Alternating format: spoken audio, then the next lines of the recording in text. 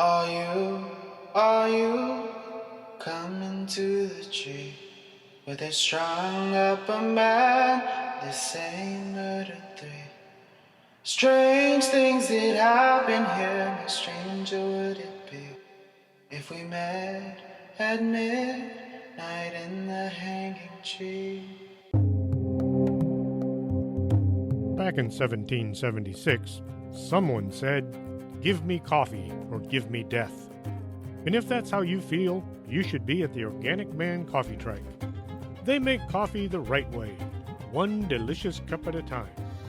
4501 McPherson, Suite Number 9. Coffee, the stuff dreams are made of.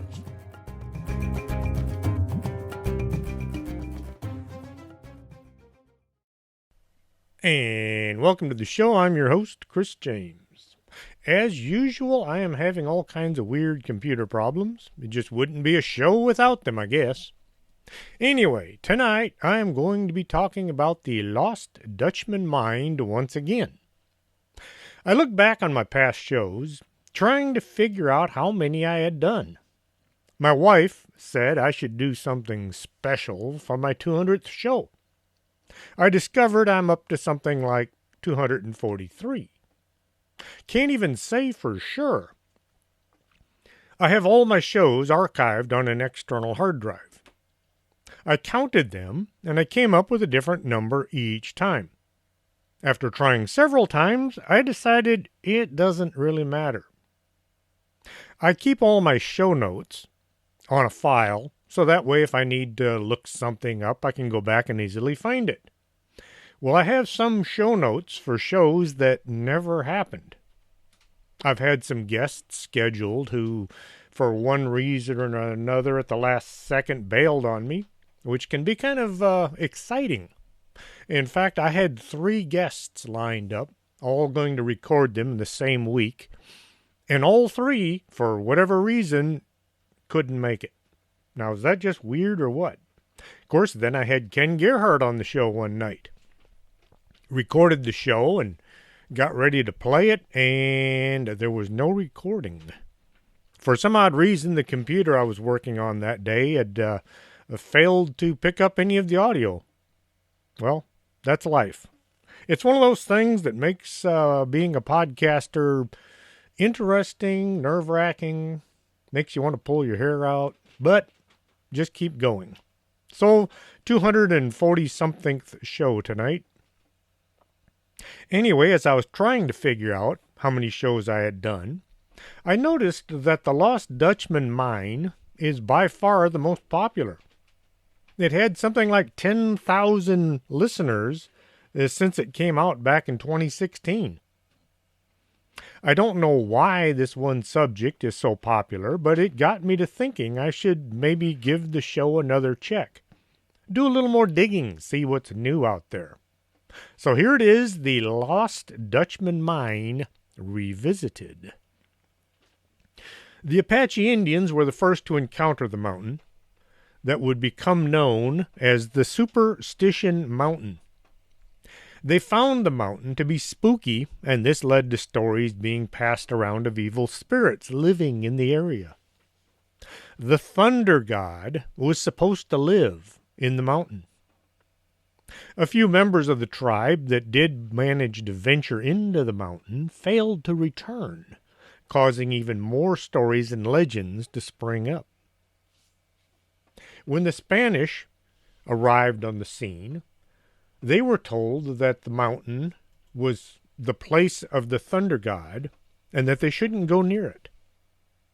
Of course, Francisco Vasquez de Coronado, who'd come up from Mexico in 1540, well, he didn't want to hear that. The Apaches told him the mountain was filled with gold, but he shouldn't go there because of the mountain being sacred. Well, I've always wondered why gold has such an effect on people. What is it about this shiny piece of metal that is worth so much? How many lives have been lost or taken in order to obtain shiny rocks?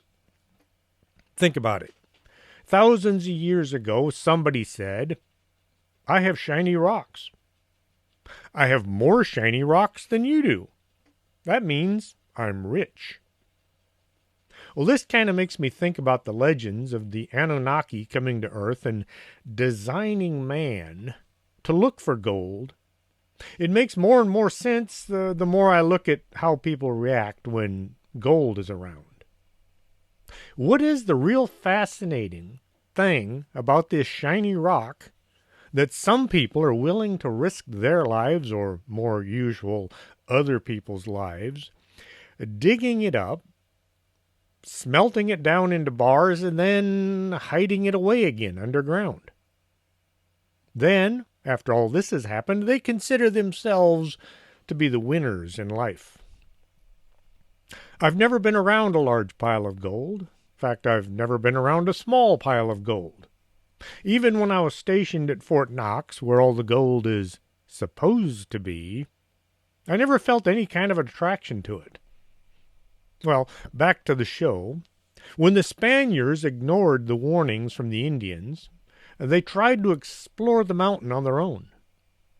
Men began to vanish mysteriously. If someone stepped away from his companion for, say, a bathroom break, he would vanish. Later, when his body was found, it was usually mutilated and the head would be missing. This terrified the survivors, who refused to return to the mountain, and so Coronado dubbed the collection of peaks Monte Suspicion, or Superstition Mountain, which explains the origin of the infamous name. Now, there is another Superstition Mountain, only it's in California. It's located in the Imperial Valley, and it has nothing to do with the legend. The bad thing about this Superstition Mountain is it looks to be just a few miles away as you look at it across the desert. You could easily walk it in just an hour or two. Well, in reality, it's 15 miles of nothing but sand, and it gets up to 120 degrees. There's no place to find water, and there are no roads or houses if you find yourself in trouble. The sand is soft, and it makes walking near impossible. The Border Patrol works the area, and they try to rescue people who think they can walk it. There have been a lot that didn't make it. I worked the area back in my career. It was desolate and unforgiving location. Well, the first man to actually try digging for the gold the Indians had spoke of on the Superstition Mountain was Don Miguel Peralta, a member of a prominent wealthy family who owned a ranch in Sonora, Mexico. Miguel was out exploring the land north of his estate. Sonora is the Mexican state south from Arizona. Having grown up hearing stories of immense riches to be found by anyone brave enough to look, Miguel traveled north hoping to become wealthy. He discovered a vein of rich gold in 1845 while searching the mountain in what would become Arizona. On his first trek, Miguel only had a few men, just enough to look for the gold while looking out for hostile Indians and deadly animals. Somebody to do all the work while he sat on his horse and pointed, I guess. Hey, it's nice to be rich. They found this rich vein of ore running through the mountain. It was very rich and big enough that it would need much bigger mining efforts. Peralta made a crude map of the area, and he scoped out any landmarks that would be needed on his return trip. He described the mountain's most outstanding landmark as looking like a sombrero, so he named the mine the Sombrero Mine. To others, the peak or spire looks more like a finger pointing upwards, and it has also been referred to as the Finger of God, except to the early white explorer Paul Weaver. He used the rock as a place to etch his name with a knife, and subsequent prospectors discovered the etching and dubbed the landmark Weaver's Needle. The name stuck in nearly every reference to the lost mine uses the needle as a point of origin. Could folks be looking at the wrong landmark? If Peralta saw a sombrero and others saw something way different, maybe they're looking at two different landmarks. This could explain why the mine is so hard to find today. Peralta returned to Mexico and he gathered up some men and supplies to work the mine. He came back to the mountain and they got busy mining the gold vein he had found. Once production was in full swing, Peralta began shipping millions of pesos worth of pure gold back to Sonora. This was a gold strike like no other. The stuff that dreams are made of, as Humphrey Bogart would say. The Apache, learning of the mining operation, became angry. The sacred land of the thunder god was not to be messed with. In 1848, the Apache had raised a large force. They intended to drive Peralta and his men off of the mountain. Somehow Peralta got word of the impending battle, and he began pulling his men out of the mine. They packed up all the gold they had, put it on horses, burros, and wagons. Because he planned to return someday, Peralta took elaborate precautions to conceal the entrance to the mine and to wipe out any trace where they had been working. The smelter was destroyed, and all the tailings were scattered. Tailings are the rocks dug from a mine that are not worth keeping. They tried to erase any sign of activity in the area. Early the next day, as the men were moving out, the Apache attacked. Taken by surprise, Peralta and all of his men were wiped out. The pack mules scattered in all directions, spilling the gold as they went. For years after, prospectors and soldiers discovered the remains of burros, leather packs that were still filled with gold. The area around the battle was dubbed the Gold Field, and it became a favorite place for outlaws and get-rich-quick schemers who spent months searching for the lost gold. The last time anybody found any of the Peralta mules or their gold was in the 1900s. A man named C. Silverlock showed up in Phoenix one day with a few pieces of badly decayed leather, some Spanish silver saddle parts, and about $18,000 in gold. 1865, Dr. Abraham Thorne was stationed at Fort McDowell. When the doctor had arrived at the fort, the relations between the Indians and the white settlers were at an all-time low. The settlers were moving in by the hundreds, and they were trying to push the Indians out. In his last months in office, President Abraham Lincoln had come up with a plan to alleviate the tensions in the area. The land along the Verde River near Fort McDowell was to be reserved for the Indians alone. The reserved land became known as the Strip. Having been forced to abandon their way of life, many of the Indians did settle down and they did try to adapt. This radical change in lifestyle caused many to become sick. Dr. Thorne saw what was happening, and he thought that maybe he should try and do something to take care of these poor people. When despair sets in, people will become sick, just from their mental state. As the doctor went about trying to help this group of people, it caused a sense of hope to come in. Some of the Indians actually began to feel better, not because of his treatment, but because they knew that somebody actually cared. This could have a lot to do with the sudden change in the health of the locals because they believed the doctor had cured many of their friends and relatives simply by being there. He actually did a lot of medical treatment as well, setting broken bones and offering medicine to the sick. This was long before the invention of patent medicine, which mostly masks the symptoms but does nothing to cure the patient.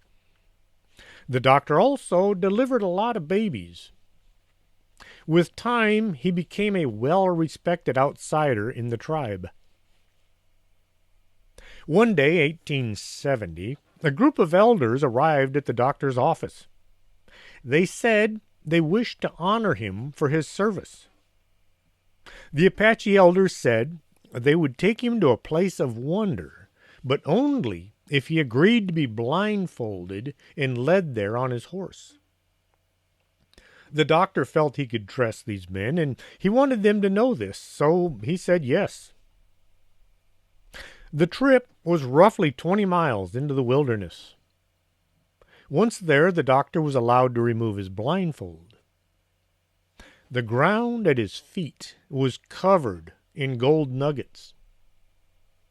The elders told the doctor he could take as much of the gold laying on the ground as he could carry. He filled his pockets before being once more blindfolded and led back to his office. Once back in his home, Dr. Thorne had the gold appraised, and he found that he had $6,000 worth. If the gold from 1870 were valued today, it would come in nearly $200,000. Not bad for one day's travel. Later in life, the doctor wrote about his weird adventure. He recalls seeing a huge spire reaching up to the sky about 1 mile south from where he had found the gold. Looking around the small canyon, the doctor said he didn't see any kind of a mine or a site where digging had taken place.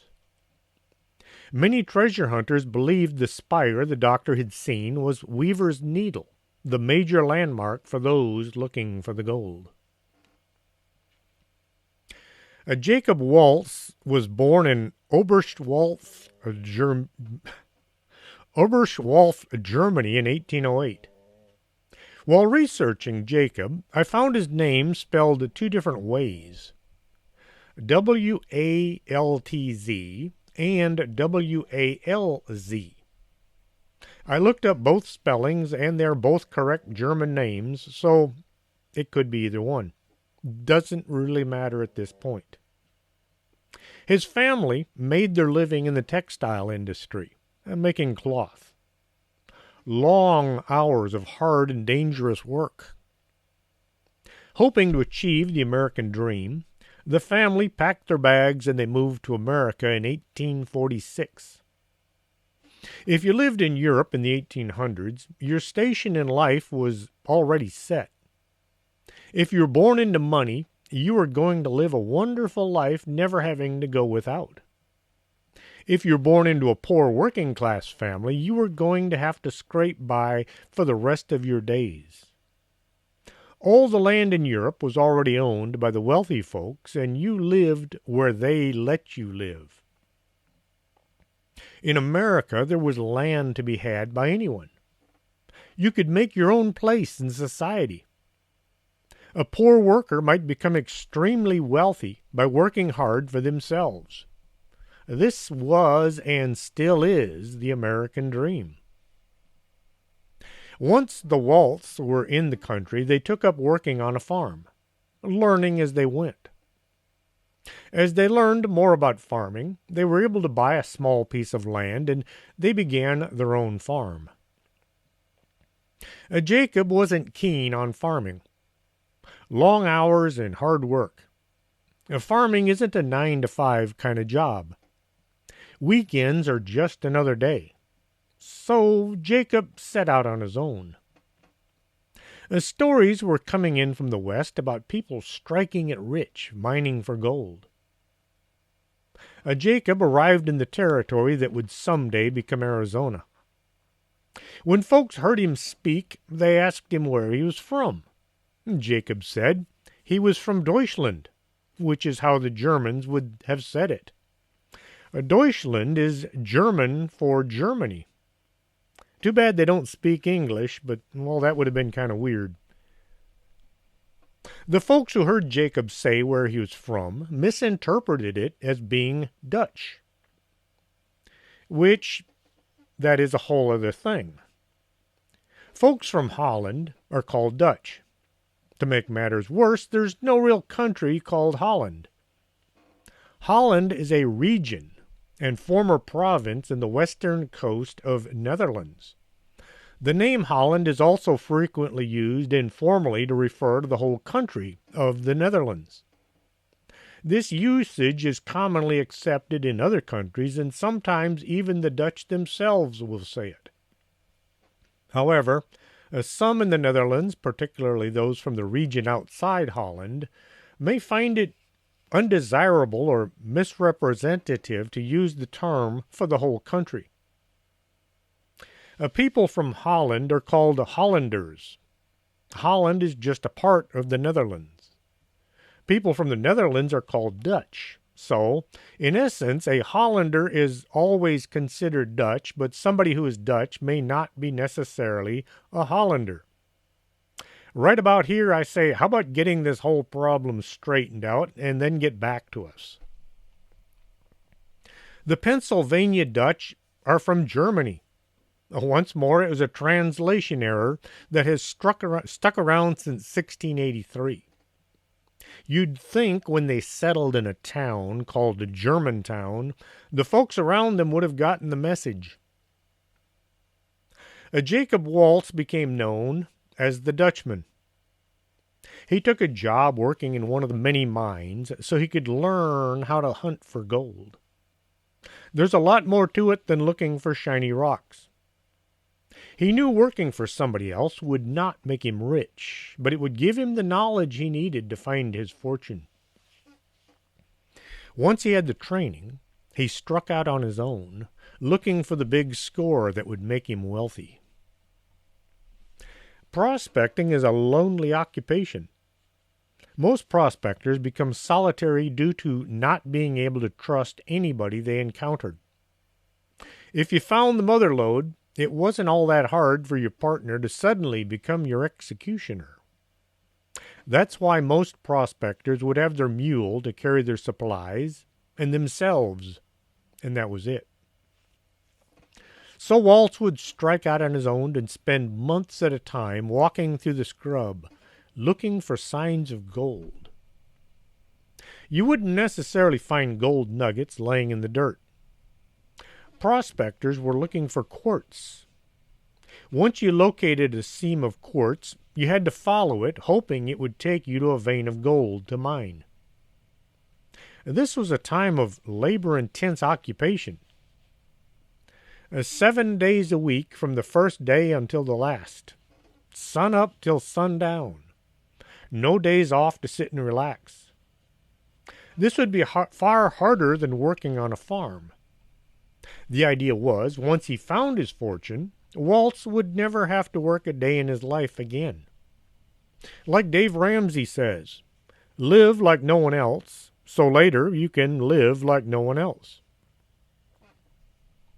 When a vein of quartz has been located, the prospector has to dig into the side of the hill, following the quartz, hoping it will lead him to the gold. Having dug a hole deep enough to find some precious metal, the prospector would have to leave his hard work behind. Most would close off the opening to their dig site to keep others away from their treasure. They would have to haul their gear and supplies into the nearest town to the government assayer's office. There, the prospector would file a claim to the site where he thought the gold would be found. The claim would give the prospector legal rights to the shiny lumps he pulled from the ground. It did nothing to protect him physically, only legally. Should somebody come along who had little or no regard for the law, it was a simple thing to kill the prospector and take whatever he had for themselves. This happened enough times to cause prospectors to go about their business armed at all times. Should a prospector decide to skip the assayer's office, anybody could slip in and lay claim to the mine at any time and then legally force the discoverer out. This kind of threat hanging over their heads at all times caused most prospectors to be solitary, paranoid folks. Anyone and everyone was viewed as a threat. Waltz worked his way from the flatlands to the hills and then into the mountains, looking for a likely place to lay his claim. When his supplies would run out, he would wander into the nearest town, Phoenix, and look for any kind of work to earn enough cash for his next quest. This was by no means a glamorous life. Days, weeks, months of solitude. The food he ate was whatever he could carry with him. His bed was the hard ground where he landed. If he felt sick or tired, well, he was on his own. Waltz worked the goldfield of Sierra Nevada foothills for more than 10 years, never striking it rich. He did find just enough gold to keep going. By 1868, he was in his 50s and wondering if he was ever going to find that mother lode. The local Indians called him Snowbeard because of his long white facial hair. With each passing year, the effort became harder as his dreams became dimmer. Then something happened. Waltz turned up in town, saying he had found it. He had struck it rich. He had a gold mine that would be the envy of everyone, enough gold to make 20 men into millionaires. But now he was feeling kind of old and sick. By the fall of 1891, he was hardly able to walk, let alone work his claim. He took a room from an old widow named Julia Elena Thomas, who owned a small bakery in Phoenix. Anyone who owned a building with a few rooms could become a boarding house owner in the time it would take to rent a room. It is said they became a lot more than just friends. Waltz is supposed to have promised to take her to his secret mine in the spring. The Dutchman died October 25, 1891, with a sack of very rich gold ore beneath his deathbed. This gold ore was some of the richest ever seen. As soon as word spread that the Dutchman was dead, people began searching for any indication of where his mine might be. They checked at the assayer's office only to discover Waltz had never filed a claim. Some tried backtracking to where Joseph had said he was looking, only to come back home with nothing to show for their effort but dust, if they came home at all. Somebody got to thinking maybe Julia Thomas might know or have some information about Waltz's lost mine. The mine took on a name, the Lost Dutchman's Mine. Julia had a map she said was drawn by Waltz. It was crude and kind of lacking in detail, but it was something to make a try to become wealthy beyond anyone's dreams. A mine rich enough to make 20 millionaires would make one person enormously rich. Julia didn't much care for traipsing about the mountains looking for gold, so she sold the map. And then she found another map, followed by a third, and then a fourth.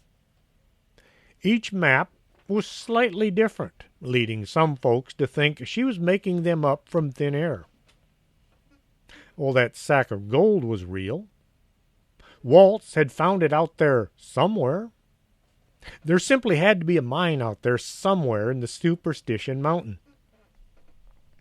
Those willing to believe in the Lost Dutchman mine were willing to shell out a few, maybe several $100 to get a jump on all the others out looking for the mine. Superstition Mountain is actually a collection of rough terrain that has gained the name of a single mountain. The contour of the region takes in thousands of cliffs, peaks, plateaus, and mesas, and even today much of it remains largely unexplored. Despite the tendency by many to call this a range of mountains, it is in reality only one. It is certainly not the highest mountain in the region, but it has the reputation of being the deadliest. Over the course of several centuries, it has taken the lives of many men and women, and has perhaps caused a madness in some that has encouraged them to kill each other. Then there are the men who wander around the mountain until their minds crack and leave them in a state of insanity.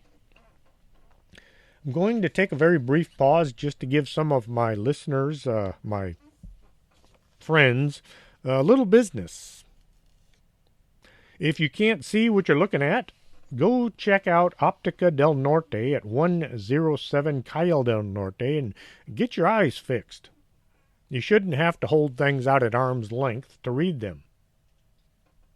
If your skin is starting to look like a crocodile, maybe you should talk to my wife, Lourdes James, about a skincare class. You can contact her at 956-723-3019.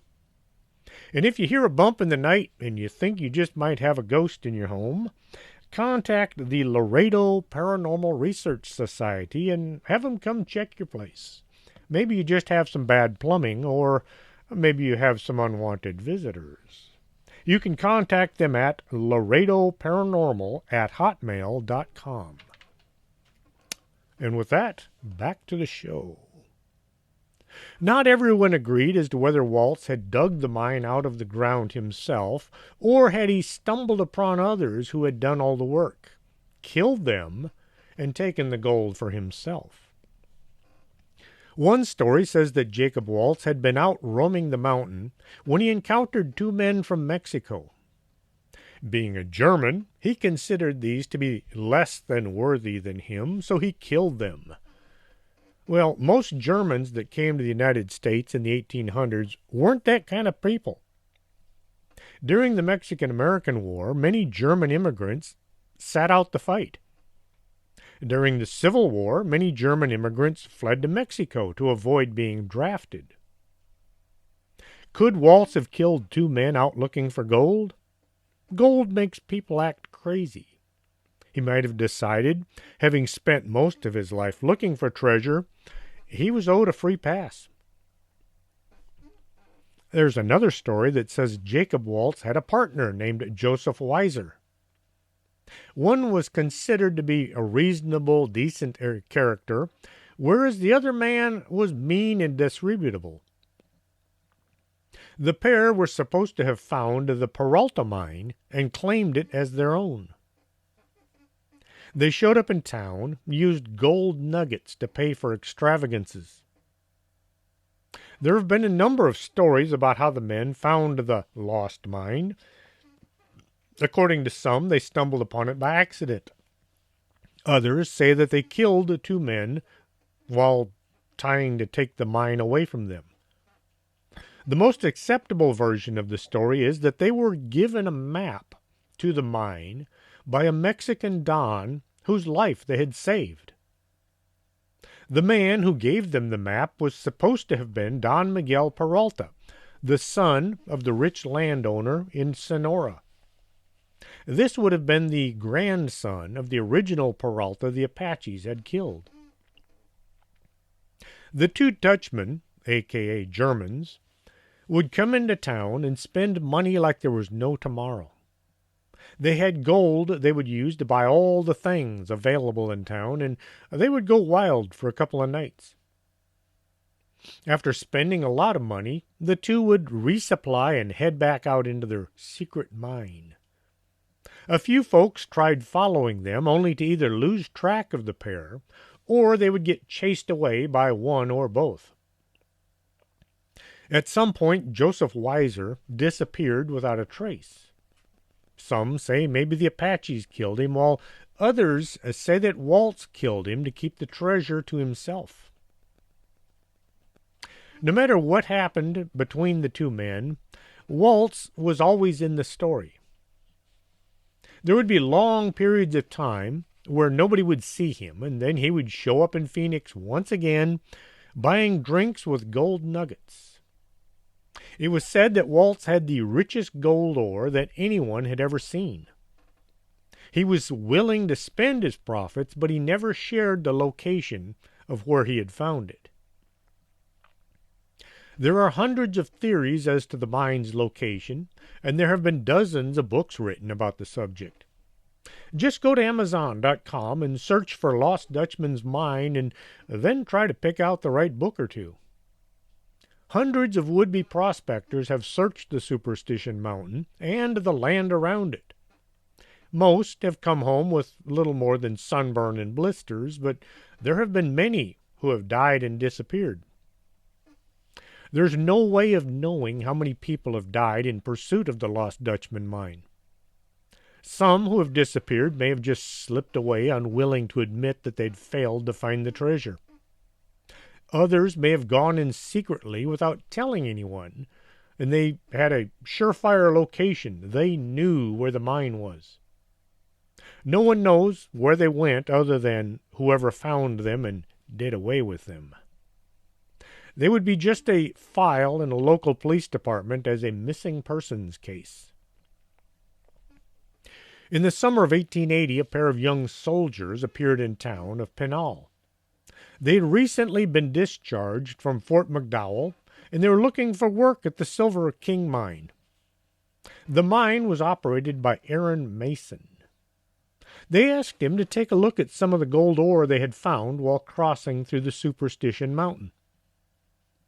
Mason was stunned to see a bag of extremely rich gold ore. He asked the two where they had found such a pile. The soldiers told him they had been on the mountain and had flushed a deer into one of the canyon. On their way out, they found the remains of an old tunnel, and when they looked into it, they found it was a mine. The small bag of gold was only a little of what they had seen. Mason asked them if they could find the place, and they told him that yes, they could. They had worked as scouts while in the army, and so they had paid attention to details so they wouldn't get lost. They remembered the mine being in the northerly direction from a sharp peak. Once more, people are saying this was Weaver's Needle. There was a narrow trail that led from the peak into a valley where they had found the mine. The soldiers said they didn't really know how to mine. They asked if Mason would be willing to go into a partnership with them. He agreed, purchasing the bag of gold for $700. Then he helped them get all the supplies that they would need in order to start their mining operation. He taught them how to reinforce the dig site, how to go about working a mine, and what to look for as they dug. They left Pinal and never returned. Mason waited 2 weeks, and then he sent out men to look. They found the nude body of one of the soldiers laying beside the trail that led to the mountain. He'd been shot in the head. The other man was found the next day. He'd been killed the same way. Apaches? Nobody would ever find out. But this was a pattern that would be repeated over and over as the years went by. Another prospector with connections to the Lost Dutchman mine and its mysterious death was Elisha Rivas. He was better known as the Madman of Superstition. From 1872 until his death in 1896, he lived in a remote area on the mountain. He would raise vegetables in his garden. The Apache never bothered him. They were afraid of people who were crazy, thinking they may be in contact with the gods. This gave Rivas the upper hand. He was known to run naked through the hills and canyons at night, shooting his pistol into the air. He said he was trying to shoot down the stars. A madman running naked through the woods with a gun, definitely to be avoided. In April 1896, an acquaintance of Rivas noticed he was overdue for his usual trips into town, so he went into the mountain to look for him. He found the decomposed body of Rivas laying near his shack. The coyotes had pretty much taken care of what was to be found. His head had been cut from the body and was found quite a ways from the location.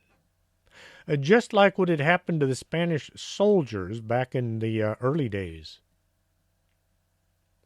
From the 1900s up until today, dozens of people have wandered out into the mountains, either looking for gold or maybe just hiking the wilderness. Some have been found dead, with their heads removed, while others simply vanish. Jesse Capon was obsessed with the legend of the Dutchman mine.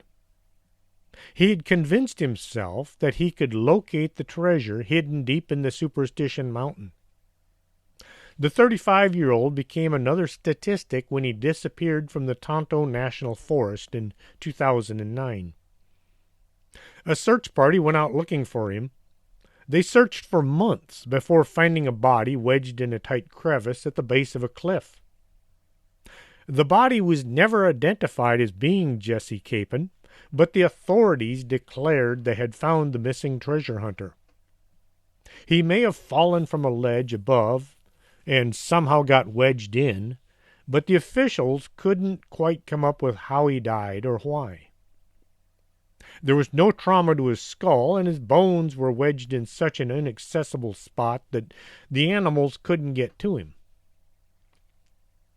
A search of Jesse's home turned up hundreds of books and articles from the Lost Dutchman mine and dozens of maps of the Superstition Mountain. Files on his computer showed that Jesse had made several other trips to the mountain trying to find the treasure. It turned out he was obsessed about finding the mine, and he spent most of his free time either looking for information or searching the mountain. In June 2011, Curtis Merworth, Malcolm Meeks, and Adrian Charles, three hikers from Utah, were out looking for the lost mine. They disappeared into the mountains. They thought they stood a good chance of finding the mine where everybody else had failed. Merworth was a 49-year-old native of Salt Lake City who had fascinated by buried treasure. He'd acquired a map that was supposed to show the location of the Lost Dutchman's mine. His first attempt to find the mine led to his needing to be rescued. He called for help after becoming lost in the wilderness. The second attempt, he took along two companions who would hopefully keep him out of trouble. The skeletal remains of two of the prospectors were discovered by Rick Gwynne, who noted that one of the skulls had two holes in the back that appeared to be bullet holes. The second skeleton had a couple of ribs protruding through the shirt as if he had been shot by a shotgun. What happened to them was undetermined. Dental records confirmed that the bodies were Merworth's partners, Meeks and Charles. January 15, 2012, Merworth's remains were found a mile from the original bodies. His bones had been scattered about by coyotes and other scavengers. The circumstances of their disappearances have yet to be solved. The coroner said they died through misadventure. Never mind the two holes in the one guy's skull and what looked like a shotgun blast. I guess he just wasn't interested in digging for the truth.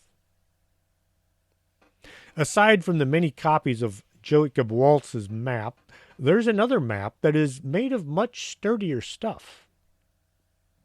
There's a map that is literally carved in stone. It's known as the Peralta Map.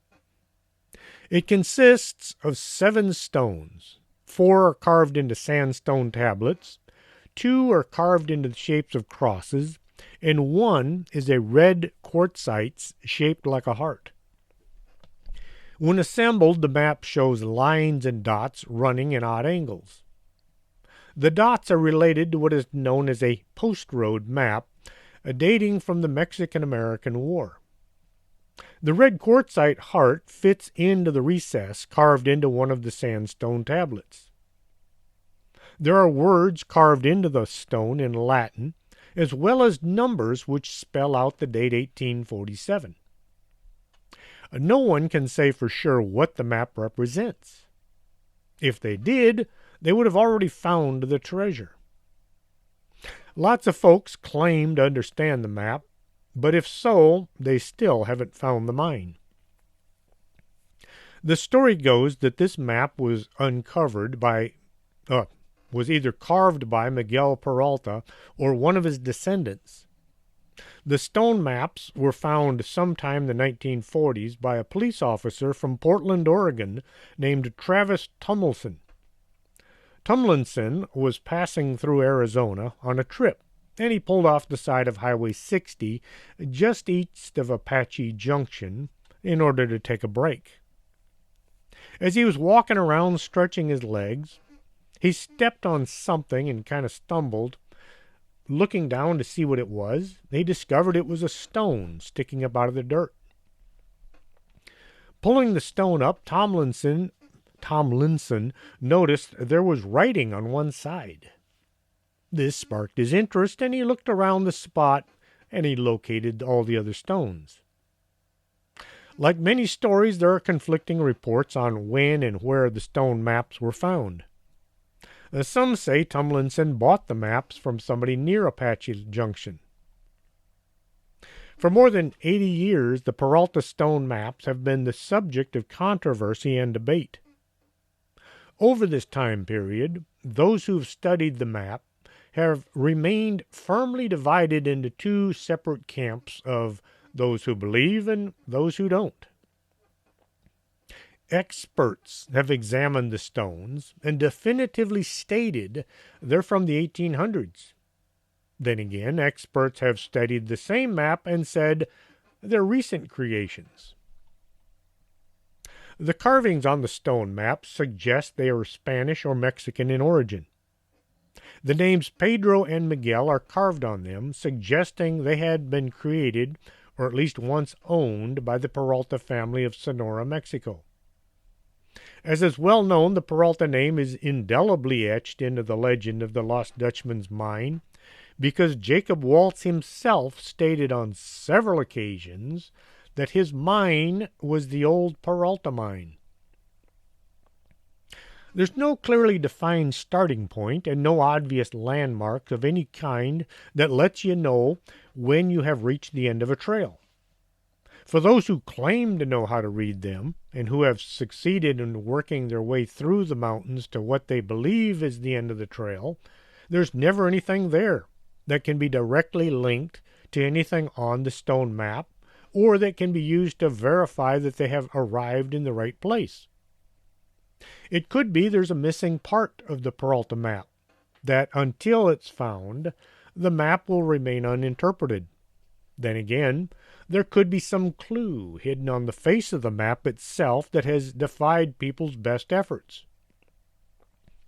Anyone claiming to understand the Peralta map is either confused or telling tales. If someone knew what the symbols on the map all represented, they would have found the gold by now, and they would have bought their own country. Maps to buried treasure and lost mines in the Superstition Mountain of Arizona are not all that uncommon. Just about everybody living in Apache Junction can hand you a pile of maps that they've accumulated over the years. Some are from newspapers, some magazines, books. People have loose copies that their relatives have bought over the years. These maps, when followed correctly, are supposed to lead to some long-lost, forgotten catch of natural deposit of gold somewhere in the Superstition wilderness. Many of these maps have been redrawn to fit specific areas with landmarks that could be found. Some of these maps have been designed specifically to mislead people. The idea is, if you sell a whole bunch of maps that give people the wrong location, everybody's going to go looking in some place other than where the treasure is, and this will leave you free to go to where the mine is. Then there are the unscrupulous folks who make a living by printing out bogus maps and selling them to folks that think they know better than everyone else. If you throw enough doubt onto the veracity of Waltz's map, then you could head out to the mine on your own and become rich. Treasure hunters are a paranoid lot. They might show you a rolled-up document and say it's the Waltz treasure map, but they won't let you actually see it. If they do, they're probably showing you a bogus map. Some folks believe the Superstition Mountains contain a portal that will take you to a different dimension. The area is likened to the Bermuda Triangle, only it's on land. There have been a number of sightings of weird lights. People say they look like old-style lanterns, moving about the mountain in places where nobody could possibly be. Folks believe these to be the spirits of those who have died while searching for the mine. Some of these lights are seen in the sky over the mountain, and people have come to believe that these are UFOs, attracted to the mountain for some unusual reason. There are those that believe there are evil spirits lurking in the mountain, waiting to set upon anybody that trespasses into their domain. The combination of a huge gold deposit being located in an area where death is a common occurrence is just plain weird. Is it the gold that holds the spirits in place, or could it be the kind of people who go into this dangerous, desolate place that draw out the worst in man? While doing research for this show, I found an article that said the lost Dutchman mine has been found. This was from October 18th, 2018. I read the thing and discovered that whoever wrote it was fantasizing. A group of treasure hunters had found some clues that they think will eventually lead them to the lost mine, but so far they only have more clues and not a huge pile of gold.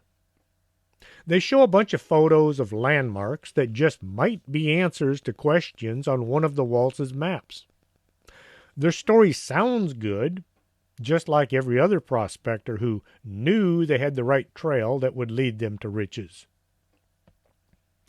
So far, none of these people that know where the lost Dutchman mine is are rich. None of them. I also read a book one time where the author claimed that the Peralta Mine and the lost Dutchman mine were actually just places of worship. The folks who had found these sites saw visions of saints and the Virgin Mary on the cliffs, and the treasure was spiritual, riches for the soul, not for the body. On the Peralta Stone is an image that is either a wizard or a monk. The writer of the book claimed to have found a rock formation that looked a bit like the drawing on the rock. It seems to me the writer was trying to explain away why nobody could find the mine while ignoring the gold that Peralta and Waltz had found. Some folks will try to explain away any kind of a mystery as being something that it isn't. If you're one of these folks that just can't stand sitting back and watching others look for treasure, here's a few words of advice. Take a gun. Take several guns. Bring some friends who also have guns. There are only 2 times when you can have too much ammo: when you're drowning or you're on fire. Don't trust anybody you run into while out looking. There have been so many dead people found in the area around the Superstition Mountain, they could start their own cemetery. A lot of these bodies are found missing their heads. When they say people lose their heads while looking for treasure, well, that's not just a saying. It is just like what happened to Coronado's men back in the 1540. Take food and water even if you only plan to be out there for the day. You might get lost or injured and have to spend the night. When you're down to 1/2 of your water supply, it's time to go back. If you keep going when you're low on water, you will become another number in a long list of deaths around the Superstition Mountain. As you're walking along any trail, turn around and look back from the direction you've come. On the return trip, everything is going to look different, and this could cause you to take a wrong turn. It is surprising how different things will look when you're heading one direction and then heading the other. And keep in mind, when you're coming back, you're going to be tired. You're going to have walked a long way. Turn around, look in the direction that you've come from, so when you're coming back, you'll recognize the landscape just a little better. If you do use any of my advice, and you do find the mine, if you could send me just a couple of gold bars, just as a way of saying thanks for the advice, I would really appreciate it. I hope you enjoyed tonight's show. If you did, tell your friends what they're missing. If you'd like to suggest a show for the future, you can contact me at strangethings@arkanasa.com. Send me any show ideas you might have, and I'll see what I can do with it. Until next Saturday, this is Chris James for Strange Things. Are you coming to the tree where they strung up a man, they say murder 3? Strange things that happen here, how stranger would it be if we met at midnight in the hanging tree?